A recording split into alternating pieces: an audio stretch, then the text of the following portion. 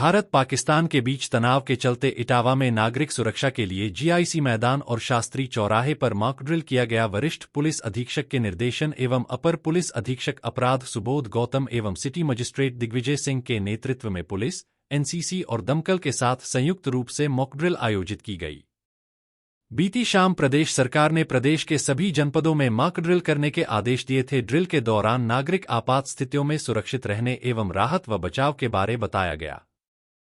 इसमें हवाई हमले की चेतावनी, सायरन, ब्लैकआउट, निकासी, प्राथमिक चिकित्सा और बंकरों में शरण लेने जैसे अभ्यास शामिल होते हैं। नागरिक सुरक्षा मॉक ड्रिल प्रशासन, civil defence volunteers, home guard, अग्निशमन सेवाओं और पुलिस के बीच बेहतर समन्वय स्थापित करती है, जिससे किसी भी आपात स्थिति में घबराहट, भ्रम और नुकसान कम होता है।